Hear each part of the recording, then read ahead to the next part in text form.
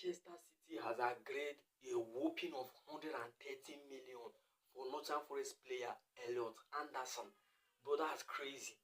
You know, after I heard this news from Fabrizio Romano, I saw it on his Fabrizio Romano page. I decided to make a lot of research about this guy. If he actually worth the 130 million fee that was agreed between Manchester City and Nottingham Forest. So, if you want to know if whether Elliot Anderson really, worth this amount, stay in this video so that you will know if Elliot Anderson really, worth this 130 million. I made a lot of research about him.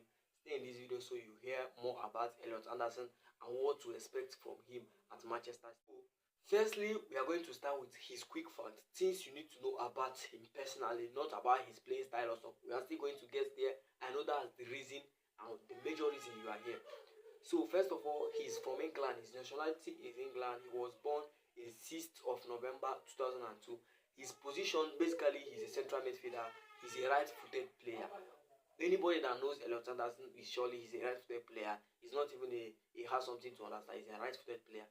Club is currently playing for Nottingham Forest in the Premier League, and right now he has agreed a record-breaking of 130 million with Manchester City. Maybe after medicals it might be finalized, but currently the day has not been finalized. So his age, 23 years old, for a baller like Elliot Anderson, for a player that has a fee of that amount, 130 million, is not easy, bro. So here we are coming to one of the major things we are here for, and that's his playing style. Pay attention so you understand the playing style of Elliot Anderson to know what to expect from him while he is at City. So Elliot Anderson is not a traditional attacking midfielder.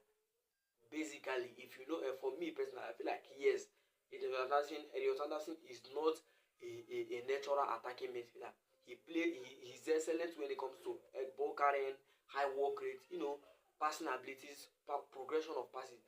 I think last season, apart from, I think he's one of the best when it comes to ball progression. I think another person I have actually watched a lot and made a research about it. I'm going to drop that video next time. Maybe you can go to my channel and check it. Is Carlos Baleba. I think a team that really wants to make a big shift in their midfield, if they has these two guys in the midfield, basically I feel like, if you are being honest, you have done a lot to change your midfield. Because last season, Elliot Anderson and Carlos Baleba were top of the list, one of the most ball progression for me personally. I don't know for the for the others, but for me, when I watch them play, look, these guys are very, very good when progressing the ball. And if you're a team that plays out from the back, you need this type of player, especially Elliot Anderson. He's very, very good at that. That's one of his area ability that he's very, very good at. So another one, he can as well play his positions that you need to know. He can as well play as a number 8, as a number 10, as in a deep midfielder, as a number 6 deep midfielder. For recently at Nottingham Forest, Nottingham Forest changed a lot of, I think they changed 3 managers. At some point, I saw Elliot Anderson playing as a deep midfielder 6. I don't know if that's his major role or his major position that he prefers, because he hasn't come out to to say that this is preferred position. But these two has to be one of his preferred, either 6 or 8. But the number 10, I'm not sure Elliot Anderson is that good at creating chances. But through passes, line breaking passes, I feel like he's very, very good on the ball. He can receive ball under pressure. Ball progression is very, very top. So I feel like he's going to be maybe well suited in the deep midfielder, and that's the 6th position or the 8th. But playing as an attacking midfielder, I don't think it's going to actually work very well, because I haven't actually seen Elliot Anderson play as a 10. So playing him as a 10 is going to be very, very surprising to me. And many people compare Elliot Anderson as the young Conor Gallagher and Iko Gundogan, because he can as well contribute offensively and defensively. And if you watch Nottingham Forest last season, especially against Manchester United that I watched him, he produced 2 assists. And that shows you that, look, this guy can actually give assists.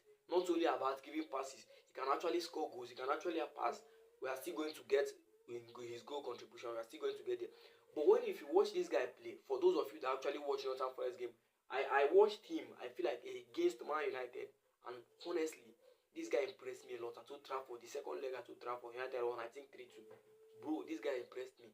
The 2 assists from this guy, the way he shoved Ahmad to cross that ball, bro, that's a top midfielder there. And I feel like, yes, this guy is going to be very, very top midfielder if he continues to work hard as he's doing. So the major thing we are here for, and that's his goal and assist. Let me just say it before I say his goal and assist. You get a lot of midfielders. I feel like midfielders should not be judged by goal and assist. Based on me, I feel like they should not be judged based on goal and assist, especially defensive midfielder or central midfielder. They can be judged, assist, but for goals, I feel like maybe they should not be judged. But you see, attacking midfielder, yes, you have chances. Attacking midfielders surely have chances to score. You get so central midfielder and defensive midfielder. If you want to sign a defensive or central midfielder, they should not be judged basically because of their goals. So here's the goal assist of Elliot Anderson. His only Premier League goals now. His only Premier League goals. He had 4 Premier League goals and 4 Premier League assists in 37 appearances. That's mind blowing. Just remove the 4 goals and 4 assists. That means in 37 appearances, that means this guy missed only 1 match in the entire Premier League game. He had, I think, injury-free season, whole season. Mind you, these guys reached Europa League semi-final. They were playing in Europe. They played Thursday, they played Sunday, they played. Bro, imagine that. Week in, week out, this guy is just giving them back to back. Week in, week out, this guy is actively playing. 37 Premier League appearance, I think only last season. That's actually mind-blowing if we are being honest with ourselves. Because the guy made a switch from Newcastle to Nottingham Forest, I think last season ago, because he came through from Newcastle Academy. But mind you, 37 Premier League appearances, 38 games is very, very good for a midfielder. That means he's not that type of injury-prone midfielder. And if you are buying this guy, honestly, he's going to be a bargain for you. Because if you're a team that plays in Europe, this guy is certainly going to play almost half of the games. You're going to enjoy this guy because he's not type of player that plays 5 games injury. They can't play in 10 straight games. But from Elliot Anderson's statistics, you can actually see that, look, this guy can actually play 30 games with back-to-back with no injury. And that's a good boost for any team trying to sign him. So here comes the all competition, his goal and assist in all competition. So he has 4 goals and 5 to 6 assists in 50 plus appearance. I know if you let's say I'm saying this for a striker or a winger, it's not actually good, but it's actually for a deep line midfielder, a 6 or a 8. So I feel like yes, it's not that bad for that type of player, because when you watch Elliot Anderson, basically forget about the goal and assist. If you watch Elliot Anderson play a game, you will know why a lot of club wants this guy. You will know the reason why I'm actually making this video, to tell you the reason why a lot of club want this guy. So here is why Manchester City paid this for me. Here is the 4 reasons I believe Manchester City signed this Elliot Anderson for 130 million. Because to see a team in this current market to bring out the British record of 130 million to sign one player is actually crazy. It's very, very crazy to see one team pay such amount of money. So I feel like here is 5 reasons Manchester City signed Elliot Anderson. 1, excellent work rate. You cannot take anything away from this guy. When it comes to work rate for midfielders in the Premier League last season, Elliot Anderson can play. You see, from the first minute to the 90th minute, bro still can play another game immediately after that one. If you watch this guy play football, you don't even know where this guy gets his energy from. If he started the game, it's 90 minutes, you can actually see him progress the ball from his own goal post to the other and still run back to go and defend. That's why I said this guy can actually contribute offensively and defensively. And honestly, I love Elliot Anderson a lot. And second one is versatility. I've actually said it. He can play as a 8, he can play as a 10, he can play as a 6. But basically, I've never seen him play as a 10. I've actually seen him play as a deep 6 and as a central midfielder as a 8. So I feel like yes, Elliot Anderson is very, very versatile. Because at some point, if Nottingham Forest are progressing the ball in the Europa League match I watched under this former Wolves coach that entered, I think, almost last season, he was always on the flank. He's just drifting out wide to receive the ball, and I feel like he's very versatile because a lot of midfielders can do that, and he's actually very good at tight space. So that has to tell you how good this guy is. Another one is, I feel like I've said it multiple times, strong ball progression. You don't even need to tell you about this guy a lot. When it comes to ball progression, this guy is actually very, very top in ball progression, because if you watch this guy, one of his major strengths is progressing the ball, and he's actually utilizing it very well. In any position you give this guy the ball, This guy can actually progress the ball. He's comfortable at receiving the ball in tight space. No matter how many players that is pressing this guy, he's very, very comfortable receiving the ball under pressure, progressing it.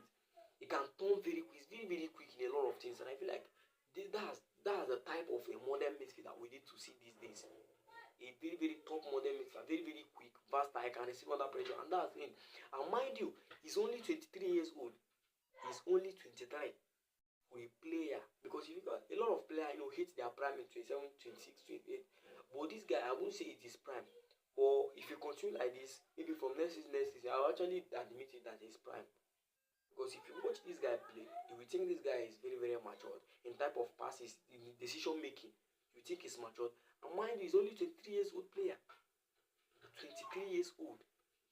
Doing this kind of numbers is actually incredible. You get so. Kudos to him and for Manchester City for splashing that guy. Honestly, as a United fan, don't mind my jersey, but honestly, as a United fan, I would want United to sign him. But at the moment, what United actually needs the most is a 2 or 3 midfielder. And if we are being honest with ourselves as a United fan, if United splash 130 million on one player in a summer that you need 3 or 4 midfielders, believe me, United are not going to do anything to sign another player again. We need a lot of players. And on that, moving to City. City is different. City structure, City building now. Their football, should I say building or something? Their structure now. They don't need to sign 5 players, 6 players. Pep Guardiola has already done it for them. Last season in January, they did it. A smart plan. So if United go to fight with them with one player and sign one player for 130 million, whereas you need a lot of positions to strengthen. Mind you, you're not going to sign a lot of players again. You might actually sign another one, and it's done. In a summer, you need 5. Every season, we just as United fans, we just have to accept it. Every season, a lot of quite good players come out. So if we don't end up signing Elliot Anderson, I'm not 100% happy. But life moves on. We move for Manchester Fernandez. I'm still going to make video about him. We move for other players. Next season, we can still see another players actually maybe better than him or something. So you actually go for them.